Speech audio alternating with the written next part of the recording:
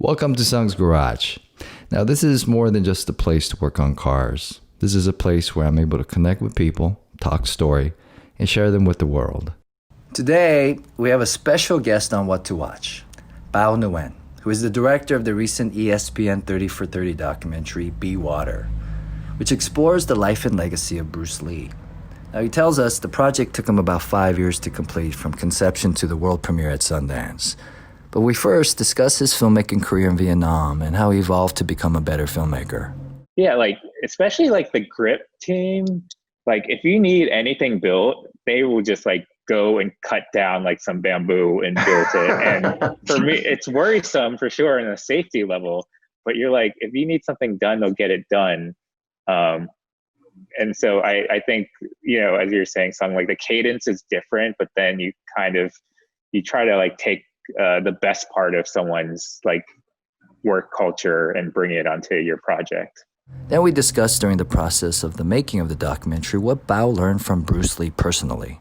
He's this model of not just representation, but he's a model of Asian masculinity, not even Asian masculinity, just say masculinity and kind of confidence. And I think when we talk about masculinity, we don't talk about vulnerability nowadays. And I think, when you can kind of look at that and not feel shame when you're being vulnerable or you're having any fear, then there's a sort of connectedness to that. And of course, we had to ask Bao if Bruce Lee was into cars. I think Bruce Lee eventually bought a 56 Ford. And he thought it was a Cadillac, which Leroy always laughs about. And we're also joined by our What to Watch guru, David, as our co-host today. Hope you enjoy. All right, y'all be good. What's up, Bao? How you doing? Hi, Song. What's up? How are you? Hey, man, how are you? Hey, Good. Thanks for doing this. I really appreciate it. Thanks for having me on. It's great. Absolutely. Where are you based out of? I just moved to LA a month and a half ago. So I'm in the Arts District down in downtown. Oh, cool. How do you like it? It's chill. It's, I was always wanting to be in this neighborhood because I used to live in New York and I wanted a neighborhood that I could still sort of walk around and have restaurants and bars that were easily accessible and just have more of a neighborhood feel without feeling too residential. So yeah, it's, and I have a few friends who live across the street from me. So that's kind of cool as well. That's awesome. Yeah. Are you originally from New York? Is that where you grew up? Now I grew up right outside DC in Maryland. And then I lived in New York for 12 years. I went to NYU and then lived there after I graduated. And then I lived in Vietnam for 6 years. Wow. And then I was just living in London last year because that's where we were editing the film. How long were you there? I was there for 7 months. Wow. Yeah. But I mean, I loved it. I think it's kind of the quintessential international city because people from Asia, from the Western hemisphere, they all kind of converge into this place. And it's been that place for centuries, right? Just this mecca and hub of trade. Yeah. So I mean, I hope to go back one day. I don't know. I think that'll be a while. But yeah, it's definitely a great city. That's awesome. Yeah, it is. I was there for Fast and Furious 6. And it's probably one of the best cities I've gone to. I mean, I pretty much lived in near Leicester Square. Yeah. Yeah. And that was a great middle place. things then, yeah. Yeah. And yeah, good Chinese food. I lived, in Chinatown, Yeah. I mean, I the went back, Indian food, the 2 years Chinese ago. food is amazing. Yeah, it is. It's one of the best. I mean, I didn't think, I would assume it did, but then I just didn't know it existed there. Because, I'm in California, so I live pretty much in the new Chinatown called San Gabriel. Oh yeah. Yeah. I know all about it. Yeah. I try to get out there when I don't want to drive down to the OC for Vietnamese food. Right. Well, we have Golden Deli, which is pretty popular here. Oh, Golden Deli is the best. It is. It's really It good. is so good. This episode might be you guys describing, like telling me all your LA spots since I just moved here. Oh yeah. I mean, So- Vietnamese food here is on point because I think it's been, enough time where the children of the parents that ran just like a typical restaurant, they've taken it and made it fusion, and they really applied like local cuisine in Southern California kind of fusion. So there's some like amazing Vietnamese restaurants out here. Even in Long Beach, I think one of the best Vietnamese restaurants I've ever been in my life is actually in Long Beach. It's in a little strip. Oh wow. I'll get you the name to this place, but my friend Alex Z, a writer. Okay, yeah, I know Alex. Yeah. He used to live in Long Beach, and he took me to his spot. And he's from the Bay, so he knows, Vietnamese food. But he goes, "This is the best ever," and I'm like, "Nah, man." That's what everyone Great, says, right? right? I mean, Dustin Nguyen took me around to eat Vietnamese food in Westminster, so we had the best. But then this place, it kills it because it's truly French, Vietnamese, Southern California fusion. Man, why does it have to be so far away from me? I know. Well, that's why it's worth the drive. Yeah, I guess so. If Yeah, you like it. Yeah, small place, open kitchen. It's just awesome, man. Hey, I'm but sure how that- is the street food in Vietnam? Did you eat? Was it not street food, but how was the food overall in Vietnam? Did it blow your mind? Yeah, I mean, the thing about Vietnam that's interesting when comparing it to like Vietnamese food here is that there's, in terms of like, I guess called traditional Vietnamese food, there's like a progression, right? Because if you look at like traditional Vietnamese food here, it's kind of stuck in the 1970s or 1975 because those ingredients and those ideas are from like my parents' generation, and they are not willing to change it. But I mean, as you were saying, there's like a new generation of like young chefs in America who are making like Asian American food a thing and like Vietnamese American food. So that's the stuff that I love because, the ingredients are really fresh and they're like using like kind of, not to say a Western palate, but just like these ingredients is that have been raised like, free cage chickens and like free range chickens and things like that. And then in Vietnam, like it's really different in terms of ingredients. So I think like it's definitely good and cheap. Like you get the value, but I don't know if it's like people say that the best Vietnamese food in the world is in Westminster because of that kind of confluence of the best ingredients and kind of techniques. But in Vietnam, it's just like, there's just like that atmosphere too that you get eating street food that I always enjoy, and just like the sights and smells of sitting out in the city, especially in Saigon. But yeah, I would say like, for me, it's like when I see certain sanitary things of street food, I'm like, I want to be down to eat this, but like they're just like leaving out meat for like 24 hours in the hot sun type of thing. And I was like, I mean, I guess I've been going back to Vietnam since 1992. So like my stomach is good for it, but I know like friends who come over like for the first time, and I take them to a spot and they are immediately sick for the next 2 weeks, and I feel really bad. No. Because it's like that's their whole trip. They're just like throwing up or in the bathroom. No. So. Oh man, there goes their vacation. Exactly. Yeah, you have the third world stomach. I have that too. Like I can eat street food and be fine. Yeah, but I feel sorry for those people that don't have we'll that. be good missionaries. We can just go and eat wherever we want. We'll be okay. Yeah. So your Vietnamese is pretty fluent then, I guess, right? Did you speak it at home? Yeah, I speak like a 10-year-old, I would say. So food level and Food level's bathroom. Where's the high, yeah, that's easy. But my parents, when I was growing up, they stopped. When I only spoke Vietnamese up until the age of 5. I didn't know English until I was 5, and I was born in the States because I would only interact with my parents and my family for the most part.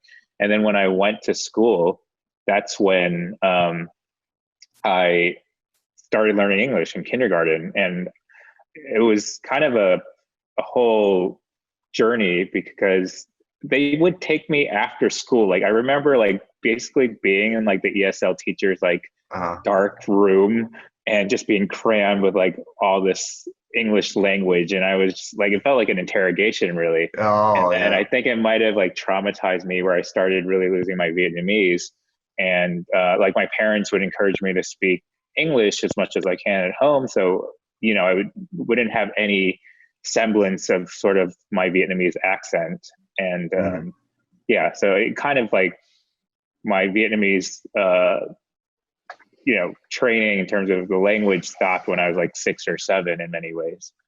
And my parents my dad was Catholic. So there was like those Sunday schools that they would try to teach me Vietnamese, but I was like so against that. I was trying to like rebel first against like the idea of like institutionalized religion, and then like the idea like, oh, I have to learn this language because wait, as a 5-year-old, you were rebelling against institutionalized religion? No.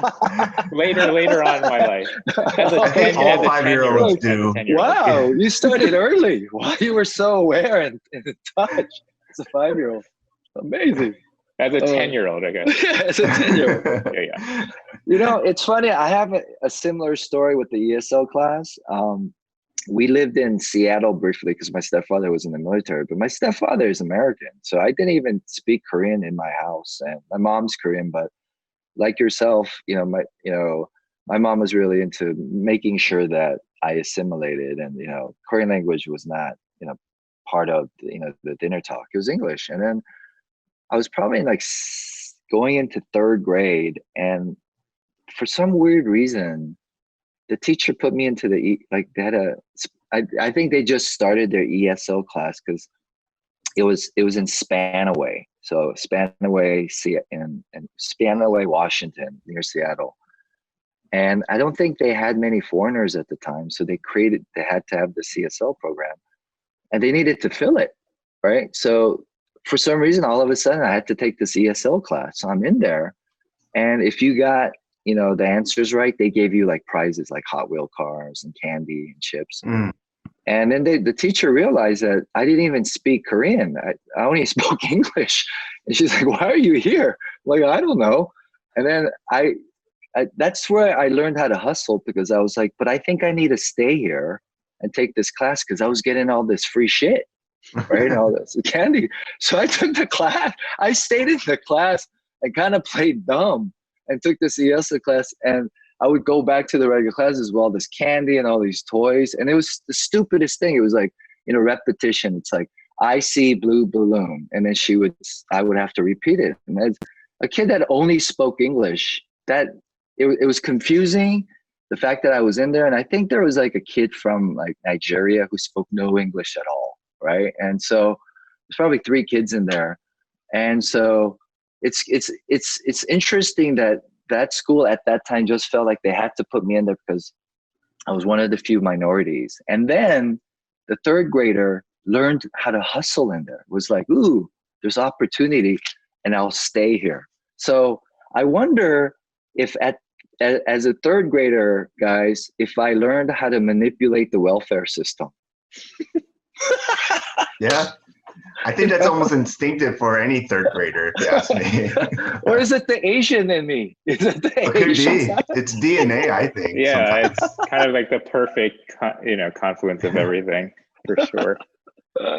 But even as limited with your Vietnamese, I'm not sure, you say like 10-year-old, like, going back to Vietnam and I guess making films there, was it hard to do that? I mean, depending on how much you have to direct or ask for things or do things there, as like with the language level that you have.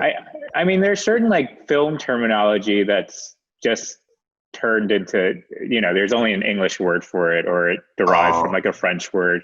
But I mean, my Vietnamese is good enough to direct, but people would think I'm like really adorable director because I spoke like a 10-year-old.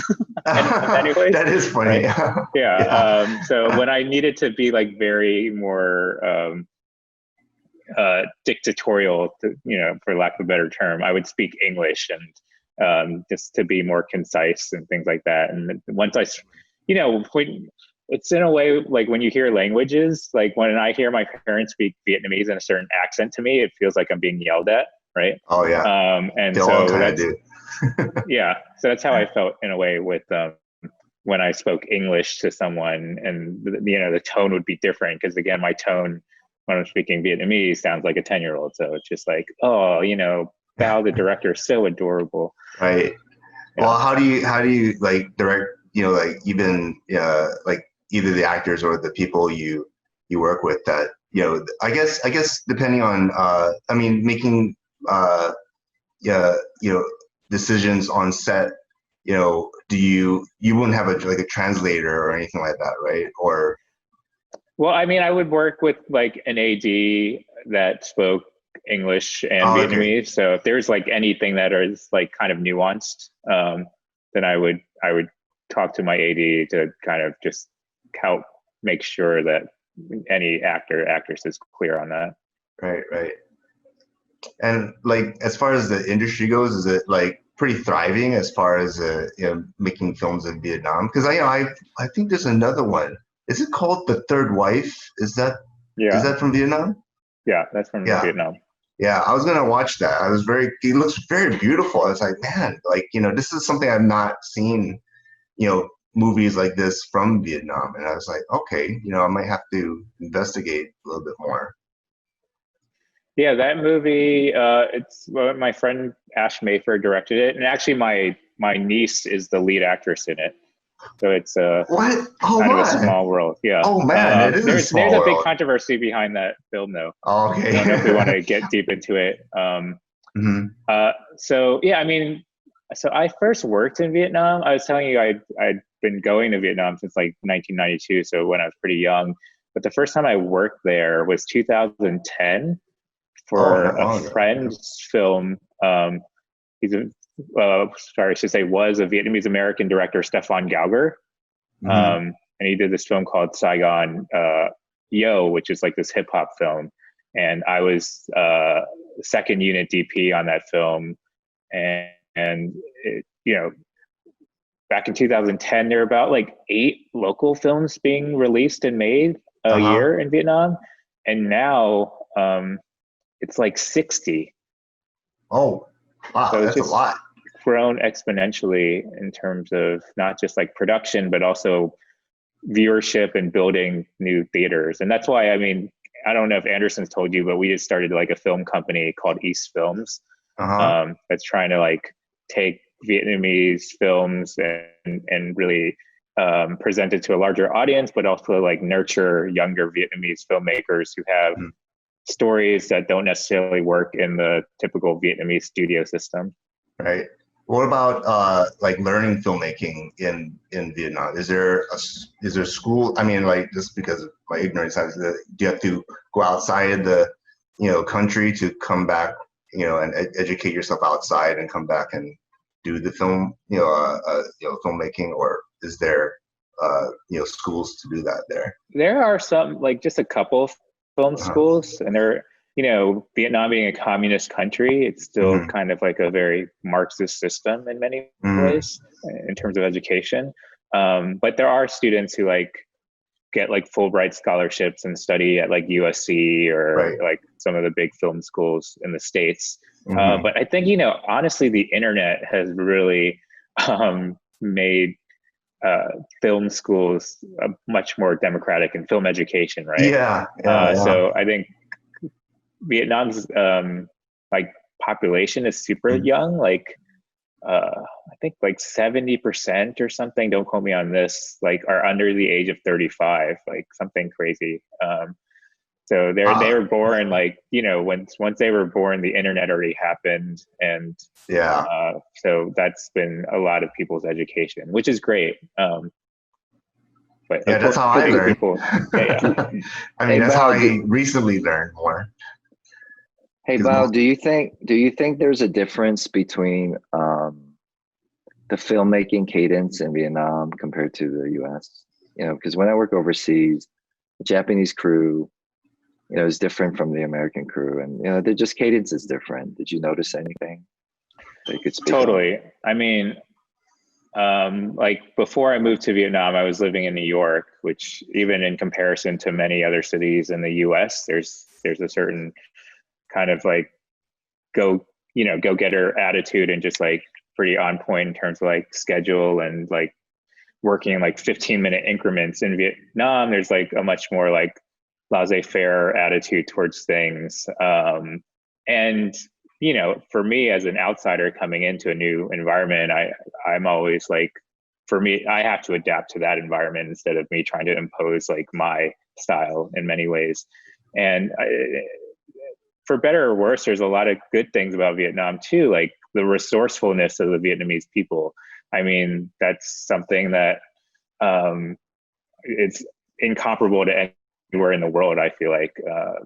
And like, there's a funny story of how like there was an action film and one of the actresses, like she's playing like a stunt woman and her heel breaks, right? And it just actually the shoe just like completely, it's like a high top boot and completely falls apart.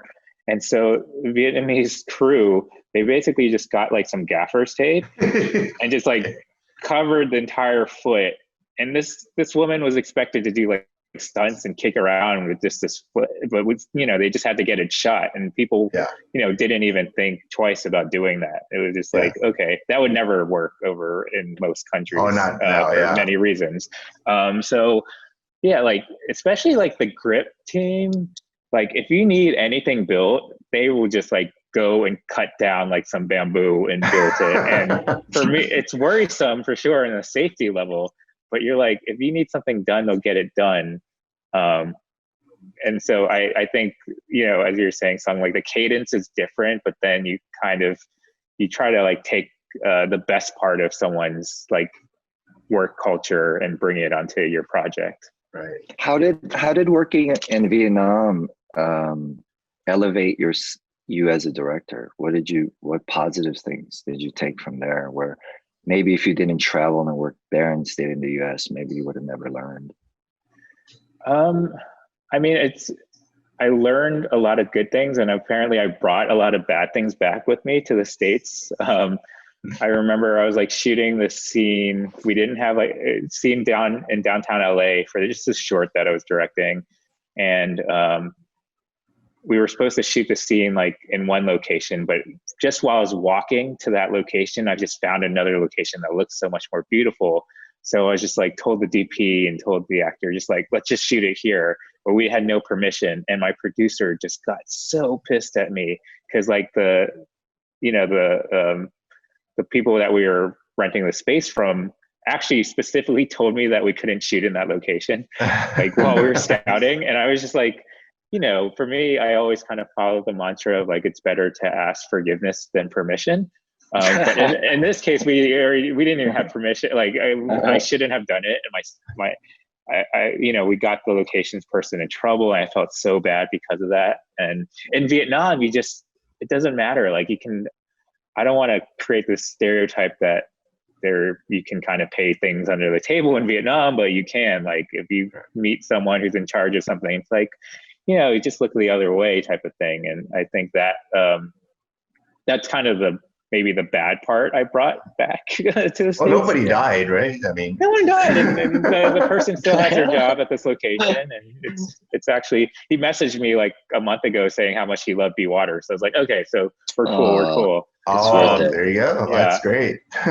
But I think, I think for me, just there's like that resourcefulness again. I think we're right now in when you're making films in America, you're thinking about all these kind of external forces, and you kind of lose your creativity, your like independent spirit. So there's a film, I didn't direct it, but I produced it, called Rom, that's coming out. It's actually being released this month in Vietnam. Oh. And this director worked on it for 8 years. It's first feature.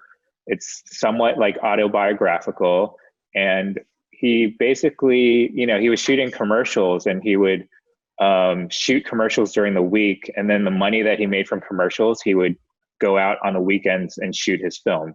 And so it was a 2-year like production over 89 days. And I was just like, that's the stuff like from old school, like Cassavetes days, or like maybe like Spike Lee as NYU days. And it's like, you don't see that as much in in Hollywood and in the industry. And that just really inspired me, because like he had the story he wanted to tell, and he's going to make it no matter what. Like 8 years like working on this project. And I mean, we were lucky enough where it premiered at Busan last year, and it actually won the top prize at Busan. Wow. And we were just so, for me, I was just so happy that this young director could show his film and show it outside Vietnam and have like these accolades. At the same time, I should tell you that the film was banned in Vietnam initially, because you have to go through these like protocols of censorship and things. And but there's kind of these unwritten rules where if you're planning to just play it internationally, you can kind of bypass the censorship, like especially if he's like a local Vietnamese filmmaker. So you don't have to send the script to the censorship. So we sent it to Busan, and then we didn't necessarily send it to the government first. And they heard that we got into Busan, and then you're like, you cannot play it. And Busan being a great festival, like they had a film a couple years ago that the Korean government asked them not to play, and they still played it. So they were telling us like, oh, well, if we're not going to listen to the Korean government, we don't care about the Vietnamese government. And I was like, that's badass of you guys at the film festival. And that's so, and then it won the top prize. And like over time, there's been kind of this sort of mythology in the film community about Rom. And so finally this year, this month, we got permission to release it. So that's crazy. You know what I love about that story is that the filmmaker Ram, not only inspired you artistically, but the spirit of just being innovative and going out there, and the can-do attitude, right? That he has to work the side hustle to go, to create his story and his art, and then after his own country is like denying it, it's like trying to stop him, but then the art speaks for itself. And I listen to that story, go, wow, what a great person, a great man to be inspired from, by and shadow. And I'm always looking for those type of role models in my life. And so, my next question for you, Bao, is like, we're so excited to talk about this Bruce Lee documentary that you directed. And as an Asian male, the Bruce Lee that I know I feel like has been manufactured by a machine and this mythology. And a lot of it I don't relate with. I'm not a martial artist. And I always wondered what the mystique of Bruce Lee was, not just for Asian men, but all races. There's something that drew people to him. And I don't think it was just the martial arts. That was the thing that got us there, right?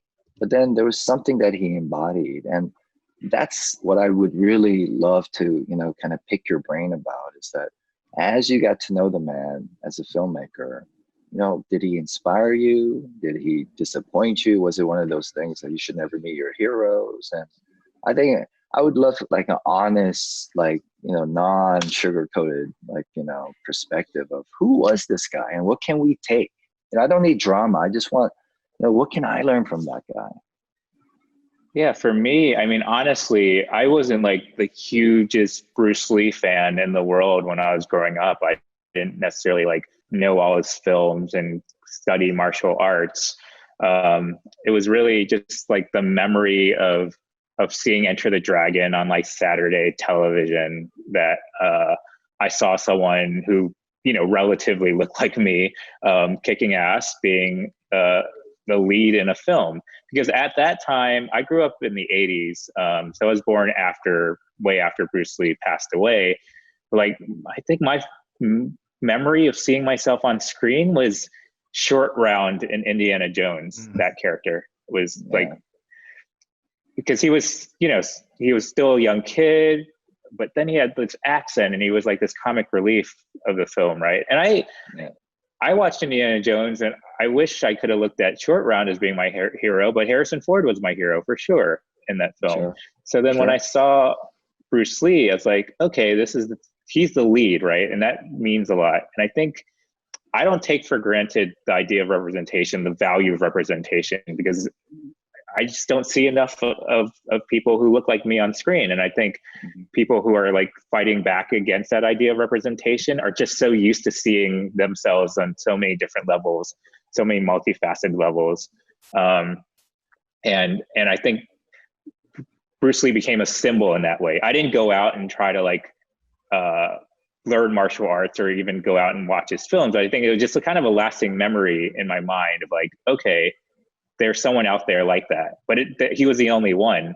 And for a long time, I kind of, that memory faded because, it was something that it was just kind of an exception to the rule. And then Dragon, the Bruce Lee story came out, and that became my idea of who Bruce Lee was, because I was like, people weren't making multifaceted stories about Asians. And that was another example. Like, I didn't even think of Bruce Lee as kind of a real figure. I thought of him as a hero in a film through Dragon, right? Like Jason Scott Lee was who I looked up to in many ways. And I think that film does a good job of like showing the relationship with Linda and Bruce, because it's based on their book, but a lot of things around it are built around the same mythology that you're talking about, Sung. And I mean, for better or worse, that became my generation's version of Bruce Lee. Like, it wasn't watching Enter the Dragon or watching the films, but okay, oh, who's Bruce Lee? He's this, that, and the other from the plot points in Dragon. And again, that the symbolism of Bruce Lee carried on into like my life, especially going into film and thinking of like who really represents and has the power to kind of be that Asian American male. And even to this day, even with people like Jackie Chan, Jet Li, I mean, they're Asian, and we have to kind of remember that they made it big in Asia and then they crossed over to America. But like, to have an Asian American of that stature was, something that was always lingering in me. But I realized, like, I didn't know him as a person, right? I didn't know the human being Bruce Lee. And for me to just think of him as a symbol, I don't think it does the story justice. It does the mythology of Bruce Lee justice, right? And it's funny because one of the reasons I wanted to do this film, and it doesn't seem related, but like President Obama visited Vietnam when I was living there, and a friend of mine, a filmmaker friend of mine, asked a question during this town hall, and I was there too, and he asked like, in your book you talk about your drug use, your marijuana use, and he's talking to the president of the United States in front of this whole crowd. He's in a communist country, and people are like gasping, like the air gets sucked out of this room, and he's saying, I asked this question because now you're standing here as a president of the United States. You talk about your drug use, you talk about doing marijuana when you're in college. There's so many Vietnamese kids who are, getting high, who don't feel like their life is going anywhere. But you're an example of someone who was in a similar situation as them, but you're standing here as kind of the leader of the free world. So what do you have to say about that part of your life, and why is it important? And so I think the best part about like unpacking mythology and like trying to be like our heroes is like what you said, just like figuring out their vulnerabilities, what makes them human. And I think, Bruce has been seen in such a mythological way. Like, I wanted to, he's this model of not just representation, but he's like a model of Asian masculinity, not even Asian masculinity, just say masculinity and kind of confidence.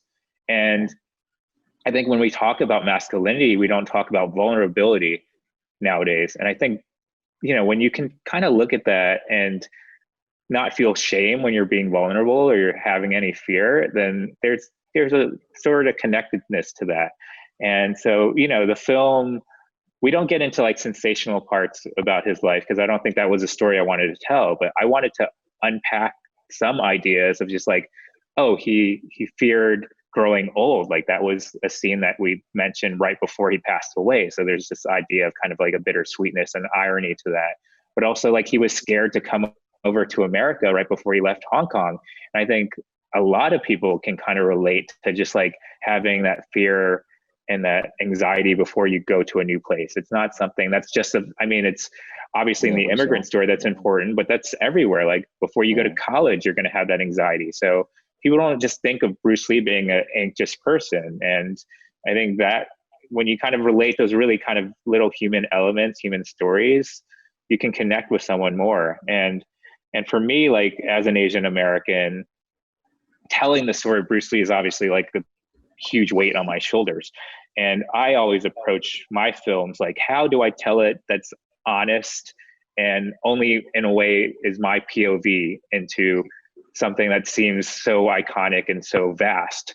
And I thought about my parents' journey. Like my parents were Vietnamese War refugees. They left Vietnam, were out in the sea for 2 weeks, and they lived in a Hong Kong refugee camp for 6 months. And then they came over to America in this very similar way that like Bruce Lee did, you know, having anxiety, going to a place where they don't have any connection. And so I use that as sort of a vessel into Bruce Lee's story, and also the story of being Asian American, because I think Bruce Lee has been turned into this global cultural icon, and he hasn't been seen as an Asian American. He's been seen, his success has been seen sort of in not because of him being Asian American. It's, you know, in spite of that, it's he was able to do it because he transcended his Asian Americanness. And that's not, for me, that's not true. Like you can see it in the film and the stories that he had to very much face up to those stereotypes and that racism that stemmed from centuries of how the West has seen Asians. And so I thought that was all very important in how I viewed Bruce Lee's story. Yeah, And I think that's awesome. And I think what you did on Be Water is really amazing to have shown all that, because I don't, like you said, I didn't even know that he was born in San Francisco. Is that right? Yeah, and that was and you're again like a more movie enlightening buff. to me, because like you said, you know, how much do we know of him? Wait, Dave, have you not seen Dragon? I did, but you know what's funny, that you know, when you watch films, I know the details kind of just fall through sometimes, because you know, in my mind, I keep thinking that he was born in Hong Kong, and I know he does go back, because you know, again, how I grew up with Bruce Lee was, again, as an icon, you know, he was a definitive representation of, you know, an Asian, and he was in America, and he made it in America and in Hong Kong. And for me, it's like, you know, that was that, you know, he must be just from Hong Kong. I mean, that was, and for some reason, I just left that detail out, that, you know, he was born in America before, you know, he became more international. And, you know, his legacy was as a martial artist. That was it until, you know, I watched Be Water, and I learned so much more from that. I was, you know, at one point I was like thinking to myself, I'm going to learn way more on this documentary, because I won't, you know, everything that I learned before was about how he grew up in stardom, but the rare footage you got, I was amazed at him training outside with, you know, his, you know, and watching his, you know, kids. You know, there was that footage. I'm not sure how that was filmed. Was it his wife filming it all with the 8mm camera? I mean, that was just great stuff. It was like so behind the scenes, and the struggle of, you know, maybe with many actors, how you know, deal with, you know, that kind of stardom, and then he's still waiting for a role. I mean, like all that time, and then he had to make money, I guess, and make other films, you know, or continue learning or making films outside of the U.S. system. But this doc taught me more of him, you know, becoming more of he is a teacher to me. I mean, like, I felt like he's had so much more philosophy here in this doc than any other documentaries. Like I said, you know, before we were talking about, like, most of the time I was learning about his death, and how he, you know, became a star. But now, I think he always had a philosophical way, but I feel like this one was more evident. I think, Sung, I mean, you and I think we always, feel like he was a teacher, right? More than, just the icon now, because, he. Well, I don't know, because, I've always kind of shunned away from any type of relation to like a martial artist. Like I said, I made a conscious decision when I started acting that I would not be known for that. And even if I'm athletic and I can do many things, but I always tell people I don't do stunts. I don't know how to do that. I don't do martial arts. Even if I do it, I don't claim to do any of it because I don't want anything to do with Bruce Lee, his legacy. I don't want to shadow that. But it's interesting. Even the story is just the anecdote you just said, Matt. The thing about Bruce, him waiting. He does a film and then he's waiting and he's waiting. It's like in many ways, like, when I watch, I would go back to listen to his black and white interviews and his perspective of the perspective of what an Asian male is in Hollywood and, what he's going to do. And then, his whole journey as a actor and then within the Hollywood system. I think Dragon they touched upon maybe just on the surface, his struggle as, as a man, just purely a man, and then choosing to be an actor. I could relate so much with that film, Dragon. And also I know Jason Scully. He's the reason. And for anybody who doesn't know Jason Scully, when Bao referenced Jason Scully, he's the actor that played Bruce Lee in the Dragon film. And when I was in college, I started taking acting seriously. I was doing theater. I was a political science major, but, I never saw myself on screen and said that, yeah, there's a possibility to kind of make a living off of this, or there's potential to do something aside from martial arts or be the next Bruce Lee. And I saw Jason Scully in a movie called Map of the Human Heart. And beautiful film. It was with a French actress, La Femme Nikita actress. And then, and he played an Eskimo, but it was it was pretty much like a Native American character. But then he played from like 80 years old to when he was like 16, and he had such a range, and the role was so three-dimensional. And I was sitting there at the Kabuki Theater in San Francisco, and I had a job during the summer break moving furniture. That's what I did. I could move people's furniture, and then my older brother, kind of mentor, knew I wanted to be an actor, and he got me this job at the moving place, and then he took me to the Kabuki Theater in San Francisco and sat me down and said, "You need to watch this guy. There's hope." And this film that I think nobody ever saw, Map of the Human Heart, gave me hope that, I don't have to do martial arts. And then Jason eventually played, Bruce Lee within it. And so anyway, not to go on a segue who Jason is, but he is actually the dude that I said, there's my face. It wasn't Bruce Lee. It was like, there's my face. And then I went to LA and I hunted him down. It took me about 2 years to find him.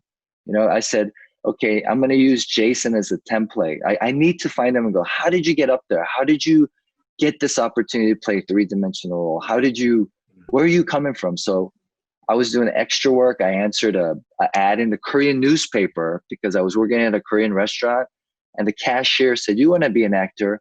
She saw an ad for Sencom Security. It was a Korean home alarm system with Peter Falk, Columbo. And they gave $30 a day to be a background extra, but I wanted to be around the real actor. So I went to ask Peter Falk questions. Never met him, never saw him. I was just like background. But I got to pick up his Haagen-Dazs ice cream sticks that he had in his trailer, because I had never been in a movie trailer or anything, actor's trailer. But anyway, the production manager there said he wanted to be an actor, and he said, we were talking, and he was Korean American. He said that, I know the teacher of Jason Scott Lee, and I'm going to go meet him tomorrow. And I begged him to take me along. I went and met the teacher that taught Jason Scott Lee and Dustin Nguyen. So the older brothers, the guys that were 4 to 10 years ahead of me that I looked up to, like Jason, Dustin on 21 Jump Street was the first cool English-speaking Asian dude to me that I ever saw on TV. he wore the bracelets, he had the fashion, he had the hair. I was like, what? And he was, he was just one of the gang, right? And he gave me hope. And then with Jason, that film kind of like career possibility. And then the teacher that taught both of them, Sal Romeo, an Italian guy from Philly that, is true method, Stanislavski, Meisner, Stella Adler, Udo Hagen. He is the true teacher when it comes to, the traditional way of teaching American film, TV, and theater acting. And I didn't know that Dustin and Jason came from such pedigree of training. And so I hunted those guys down, and then I studied with Sal for like 8 years before I got a job, So anyway, I just wanted to add to the Jason Scott, at least during the 6 degrees of separation, and how I used Jason and Dustin's kind of, tracks, the roads that they have already paved for me. And I was able to pick their brain. But then as I got older, I was like, how do I exist within the Hollywood system where Jason and Dustin couldn't answer those questions? And that's where I would refer to Bruce Lee. And that story that you're saying that he was waiting after, he did Enter the Dragon, or was it Enter the Dragon? Or after Fist of Green Fury? Hornet. Yeah, Green Hornet. And not having an agent, not getting a call, like worrying about how you're going to pay the bills. But then you have that hope that you're going to be allowed into the gates of the Hollywood studio system, and it's rejection, man. It's so many elements parallel. When after Fast 5 Day, when I did Fast 5, I didn't have an agent, man. And after it came out, I didn't have an agent. And I was in Universal, God bless Universal and Justin and Jeff Kirschenbaum. They actually organized a screening at the DGA for me to invite like people in the industry and agents. Nobody came. Dude. Oh, nobody showed up. Oh, I did not know that. And I'm literally wandering around going, what am I going to do? How do I make a living? I thought, after Fast 3, something would happen. Nothing. Fast 4, it's okay. Fast 5, so nobody even wants to represent you. Nobody even wants to come to a free screening. And the excuses were like, it's raining in LA or some shit like that. Oh God. Right. And then I would go back to Bruce Lee's interview I think it was in London, that black and white interview. He was talking about his struggle as an actor and his place in America as an Asian male. And it kind of settled me down. And it was like, all right, I can quit. And the thing that I took from Bruce was not the martial arts, was that there was a level, it wasn't arrogance, because I was old enough to see through that. I was like, is he arrogant and just being cocky? Is this posturizing? No, it's him convincing himself, because he's so fucking scared that this is going to be my fucking mantra. Yeah. Just do it. Just go. And it's almost like, all right, I'm not the only one that went through this. And this dude, imagine at that time, with a little accent, all of it, what he had to do. And then he had to use the martial arts as almost like the shield. It was his superpower, right. And so I started understanding it, and it started clicking. And I was like, oh, it's not about being apologetic, but it's not about being arrogant. It's humility. And also this whole thing about the Once Upon a Time in Hollywood scene with Bruce Lee, there was all that controversy. And when I looked at it, I understood both schools of thought, but then I looked at it and I was like, because we don't have the storyteller that comes from the place of what it feels like to be an Asian male or even a minority man, you're going to laugh. It's almost like you laugh at that. You laugh at the audacity that an Asian male would be self-confident. And that's what affected me with that movie was the takeaway with Once Upon a Time in Hollywood. It was not that the martial arts or the fighting, right? It was really like, man, you don't even allow us to be confident. And you make it look like it's a bunch of bullshit. Like, how about contextualize it, And anyway, so I think we went off conversation. Yeah, we went off topic. I mean, before we go back on topic, I just wanted to say, it's just this idea of paying it forward. I was also a political science student, like major in college at NYU. And it wasn't until I saw movies like Better Luck Tomorrow or like The Motel, even while I was at NYU, that I realized, oh, I can be a filmmaker, because I always had that drive to be a filmmaker when I was younger. But I never thought like my story was important enough to be shown on the big screen, right? The Asian story is not important. We don't deserve our space on that kind of part of American culture. But then, yeah, I saw films like Better Luck Tomorrow, The Motel, and I saw myself, and especially like Ernest's character in The Motel was like me. I mean, my mom owned a small business. For a lot of time, she was a single mom, so that's still probably one of the most touching films, either Asian American or just general for me, just because I felt so connected to that character. And also, I mean, your character Sam in The Motel song, just being a badass Asian American who's just like unapologetic. And I think, yeah, I just to say thank you, and I'm grateful for having those type of stories early on when I was thinking like, oh, can I be a filmmaker? Oh, thank you. Oh, thank you, Bao. That means so much. Appreciate that. Well, what Appreciate that. and your filmmaking, it's now instead of narratives. I mean, you seem like you're more inclined to documentaries. Is that true, or would that not be as? No, I mean, for me, I think of like stories or like kind of mediums and formats as like a vessel to tell a story. So like, what is the best vessel to tell this story? And yeah, I don't want to be dogmatic about like only telling documentaries or only making documentaries or only making like scripted projects. I think for Be Water, I wanted the most kind of, and I use the term like authentic in a very light way. I wanted Bruce Lee to be able to tell his own story and use his voice and being told by the people who knew him the best. So it's like a documentary is the way to go with this story. Not because if you have someone playing Bruce Lee, I mean, that's already happened with Dragon. It's you're seeing his story through a certain filter. And I was like, if there's any filter, at least it's the filter of the people who knew him the closest, right? And I can't argue with that from a point of view, from a point of authority. They have the authority more than anyone to tell the story, other than Bruce Lee.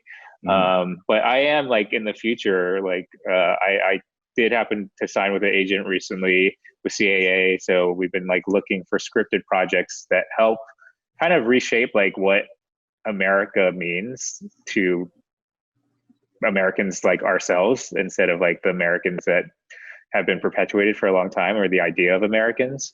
And yeah, I'm excited by, this privilege really to be able to pitch these type of stories and to be able to tell them. And I think having like learned from Bruce Lee has been like the ultimate education. Like I've been making this film for like 5 years, from like the conception until our Sundance premiere. And like, the last 2 years have just been a deep dive into Bruce Lee. And it's been, I was like in a pretty dark place when I started like 2 years ago, and just reading his philosophy, going to like the family archive, like going through his like daily planner and like touching his writing, like the tactile quality of like, this is a person who lived and like has these photographs. And I think that's what I wanted to feel with this film too. It's just like, this is a life lived right before the myth started. And choosing. Wait. Hey, I have to put this again. I know I'm going to forget it. I got the opportunity to see a handwritten letter from Bruce Lee, and the letterhead was at a Holiday Inn, and it was like Jim Carrey's like self-written check to him that for $1 million, and it was a letter. And one of his students had it, and I think Shannon gave it to his friend. But I got to read it, and it had Holiday Inn. And it was Bruce Lee saying that I will be the first Asian movie star in Hollywood, and I'll be the highest paid and all that. And when I was young and I read that, I was like, damn, this guy's like arrogant and cocky. And then as I got older, I understood what he's doing. He's just it's it's just kind of like he's manifesting his own destiny. Yeah, it's like he's a self-actualization. Yeah, he's writing the narrative, and that's what I do now. It's from that moment, I save little documents, I date it, and I go, this was who I met at this time, and then I just store it somewhere, put it in the box, because I was like, that letter inspired me so much. It kept me going, man. I was like, I'm just about to quit, and you read that and you go, there's somebody already went through this for me, man. And it's like, and that's the mountaintop. All right, I'm willing to fight this fight, So anyway, sorry. Continue. No, it's good to hear, that kind of story, because like, I think we all kind of need it. I mean, it doesn't have to be acting, it could be in anything, we do, even being a father, or being, a husband, or being a friend to somebody, or being, just a human being for that matter. I totally agree to that, that mode of thinking, because, or else we just give up on life. I don't hate to be so dreary about it, but I feel like that's kind of, true in many sense. But going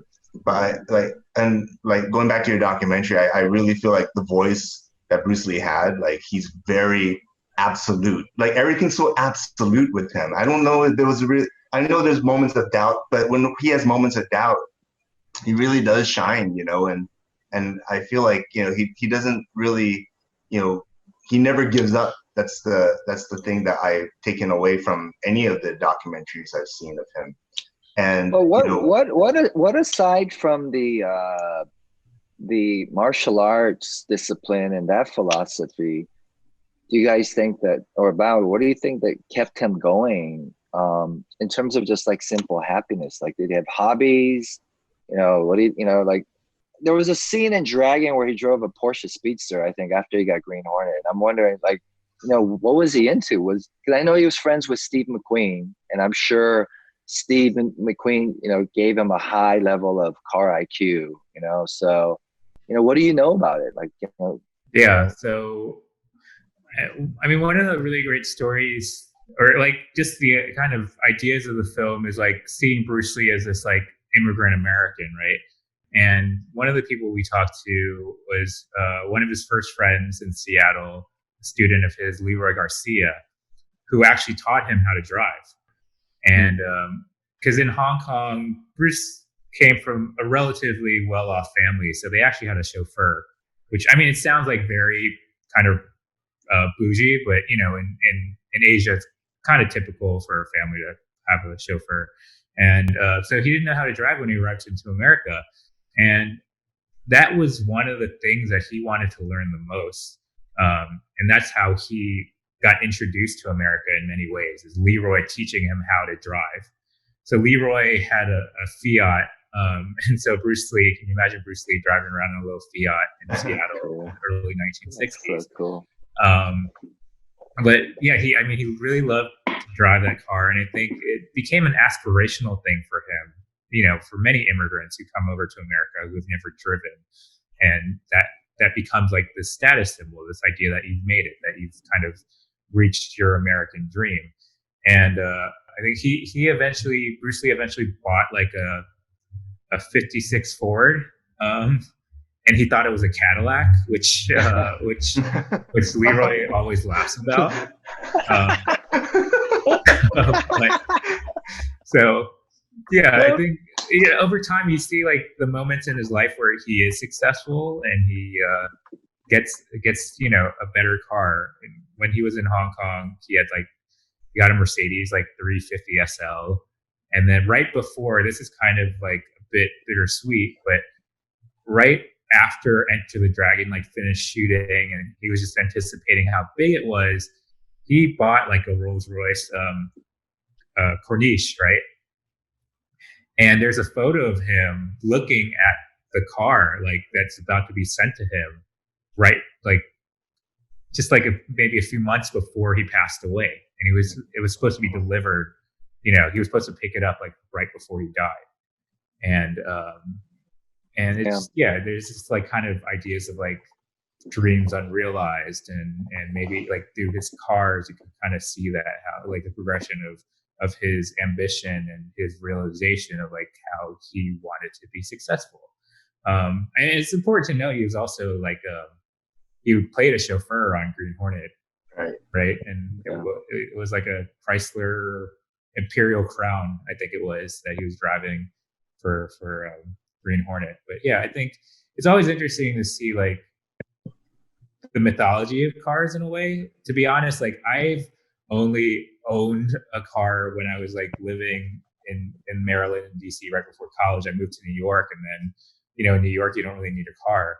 And then from then on, I would just have cars when I was traveling. I mean, I love driving. I love going to like a new country and just like driving in the open road and just seeing that culture, like seeing the beauty of a country through driving through it. Just like also kind of car culture, just like driver culture, and how that kind of distinguishes the country from each other. But I do love the aspirational idea of having a car. Like my dad also had a Mercedes, SL. And I think I was like, what is it with Asians, like of maybe that age, that think about Mercedes SL and like the aspirational quality of it? And I mean, yeah, I don't know. There's a great. I'm looking for a car too now. Moving out, like, should I also get a Mercedes SL, like an old school one from like the '80s? Well, there's a great quote a friend told me the other day about cars, because I was asking them, why are these old guys keep trying to buy the cars that they were into when they were 16 in high school, these aspirational cars. And he said, well, man is always running away from, man is always chasing his youth through his cars, right? And so the older you get, more successful and more money, so you can buy new parts and you can keep the car alive. And you can say, ooh, I wanted that, 68 Mustang in high school, and now I'm making the money. And when I was that age, I dreamt of being Steve McQueen, so you get it. So you're chasing that. And then even the Rolls Royce, it's amazing because that's like the highest level of car you can go, probably. Even now, it's like that's the bar when it comes to luxury vehicle. That's the whole idea of Rolls Royce, right? That's why they exist. And for Bruce Lee to go to that and to order one, in that time, he knew he was the king. Well, kings and royalty or drug dealers drive that car. That's it. That's it. Kings, rappers, movie stars, and drug dealers. So he was at the top of the mountain. And it's interesting where, you're right, man. The timeline of the cars that he chose, from Fiat to Rolls Royce, what a massive jump. It's amazing to see that. And the attachment of how cars really signify where a person is in their life and what they're into, right? The fact that you're in New York, you can't have a car. And if you did have one, I would know you're a serious car dude, right? Like, because it's like having a horse in the city. It's the same thing, right? So, what does it say about me if I want the Herbie car as I Well, that represents everything about you, Dave, because that's what I want. Fun, you're a cinephile. Yeah. You love history, you love kids, you love your family. So that's the perfect car for you. Oh, perfect. Then I will make that my goal in the next 5 years when I have a midlife crisis. That's awesome. I wonder about where these cars are now. It would be cool if we could do, eventually, if there could be a exhibit based on cars and Bruce Lee's timeline, right? And his life, and like what cars signified the time in his life. Yeah, I don't know where the cars are anymore. I mean, I think with Bruce Lee, there has been like, in some ways, kind of a lack of archival. Not to say, Shannon and the family have a pretty extensive archival, but like Bruce Lee's like house in Hong Kong, the last place that he lived, is being torn down right now. Oh, it used to be a love motel for a long time too. It wasn't like preserved as Bruce Lee's house. And so if they're not going to preserve something that is actually like very marketable, like his house, I think his car is probably some person driving around not knowing that they're, driving Bruce Lee's car. Yeah. Is that the one in the documentary where he's playing outside? And exactly. Yeah. So I have a final question for you, Bao. if you were to do a documentary today about the current events of the whole COVID, what angle would you take? And you're living through it, and as a storyteller, as a person that can control the messaging at the end of the day with your work and your art, like what story would you tell? What perspective would you come from? Just curious. Yeah. I mean, it's hard because we're still in the middle of it. So I haven't had kind of an opportunity to kind of step back and see what happens, and how it, the dust ultimately settles with COVID. I think about my my second week in New York City was September 11th. And that was really formative for me, and formative of how I viewed New York, especially how New York reacted to it. And in a way, my entry point into Los Angeles is COVID on top of, George Floyd, Breonna Taylor, America. And I'm always interested, like, our house is burning, right? But how do we help lay the bricks to rebuild it? Like, not the people who are typically rebuilding these things, who are going to shape the society and create this foundation of what they, the old America is like. I see an opportunity to, like, even in this really dark time in America, like, where, things have just completely, disintegrated in many ways. And not to, I also am very empathetic and sympathetic to, like, people who've lost so much. And I don't want to think I'm trying to trivialize this idea of, like, okay, well, this is an opportunity for us to rebuild. But if we're going to kind of look forward, like, how do we rebuild a more just world? How we've kind of like laid everything out with COVID in terms of systemic, not just systemic racism, but just prejudice, and just like how poorly, how badly broken the system is. So I want to see, like, that step, that part of this event of this pandemic. Like, how are we going to rebuild it? What's the groundwork that we're putting in, and is it going to be sustained, or is it just going to be something in passing? It's kind of a broad idea right now, but I just like, how can we, like, take the situation, take this moment in history and learn from it, and, like, create, like, a blueprint for how we respond and how we take care of each other afterwards. Like, I think of myself when I'm making films, especially films about real people, that I'm not just telling a story, but I'm a caretaker of someone's story. So how are we going to be the caretakers of each other after COVID, after all this settles? And I would kind of, love to see that as a film, as a story that can be aspirational, but doesn't shy away from the darkness that we're facing. That's great. That's great. I definitely would watch love to see that. Yeah. And I think a story like that would be in great hands from a filmmaker like yourself, Bao. So thank you so much, Sonny. Yeah. Well, all right. I think we thank you for joining us today. This was a great conversation.